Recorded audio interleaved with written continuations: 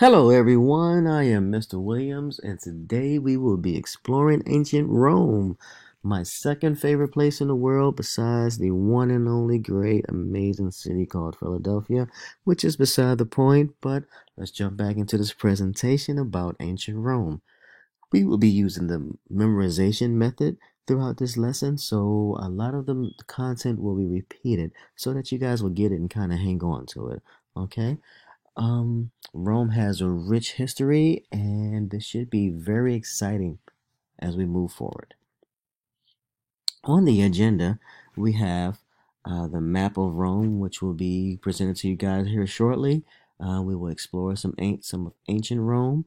We will have a word search, and then stemming from that word search, we'll have a vocabulary introduction. From that, we'll have vocabulary, significant areas, and historical figure review, followed by another vocabulary review. All right, sounding fun so far? I'm excited. We'll have some photos of various ancient Roman landmarks that is starring yours truly. These photos were taken by myself as I once visited Rome and I fell in love then. That will be followed by some historical facts and another amazing vocabulary review. Are we having fun yet? Okay.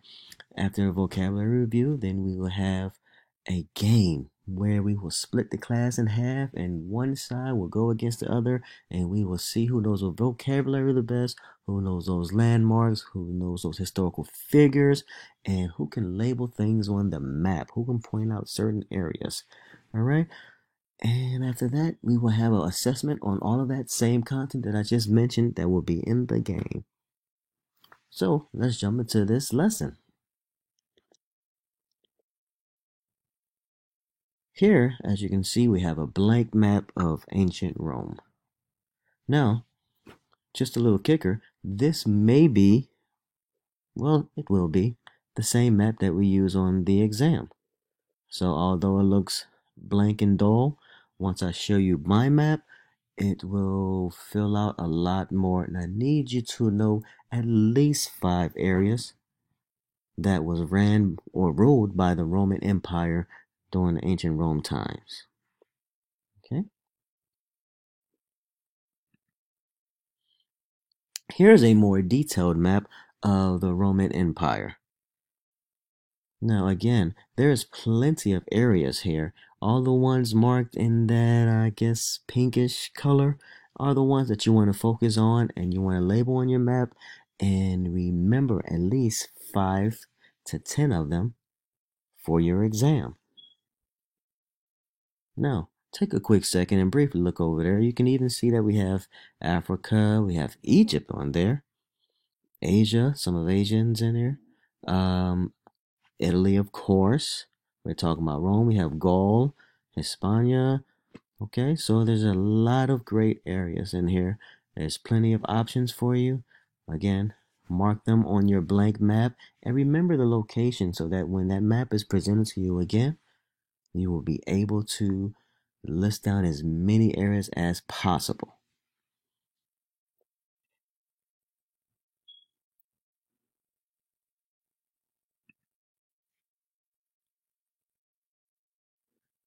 In our next assignment, we're going to have a vocabulary word search.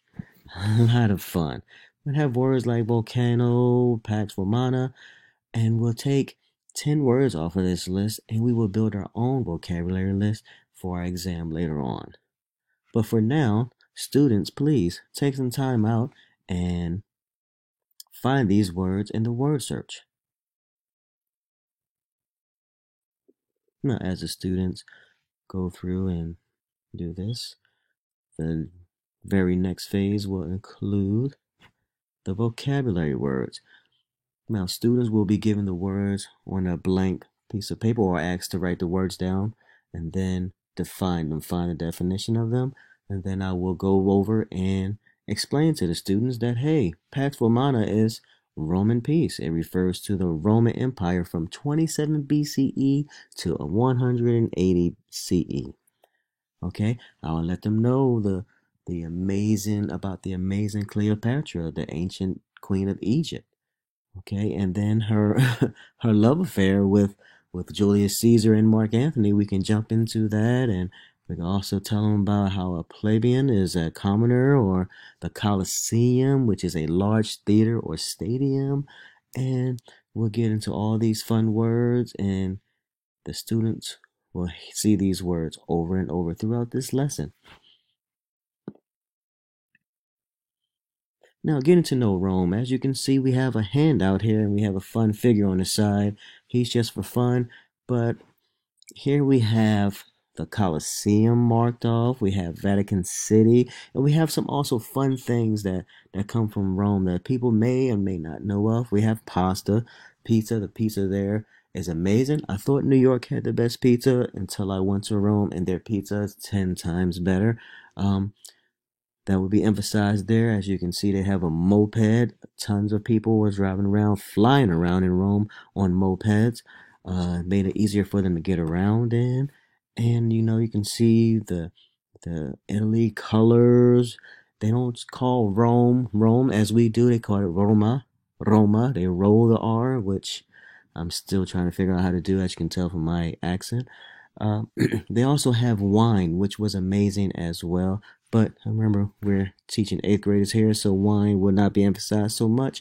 And the Catholic Church. Okay, as you can see the hat there. And this is pretty much a lot of cool things that students, this will be a printout, and the students will take this and they will go home and review some significant area and things that come from Rome. As you can see, that beautiful couple there to the left, that's my wife and I in front of Trevi Fountain. It's another historical location in Rome.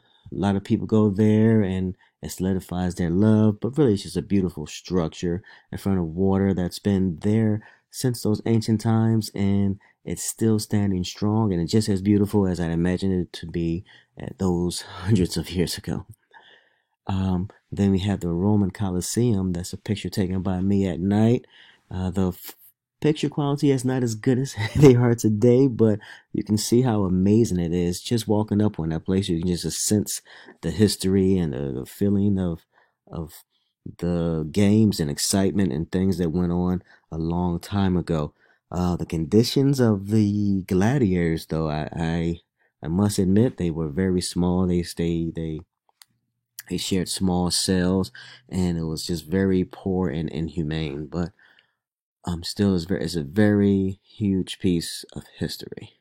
And then to your far right there, you have the entrance of Vatican City. Now, in a lot of places in Vatican City, you are not allowed to take pictures. Okay, it's just like the Sistine Chapel. Everybody wants to know about Sistine Chapel. Well, the reason why it's such an amazing place to visit is because you are not allowed to take photos, so you have to visit there to see the amazement part of it. And the art in there is just as amazing today as it was when it was originally drawn, which is amazing because you would expect those type of colors and that type of art to fade. Well, it's been preserved very well, and the type of paint used was meant to persevere.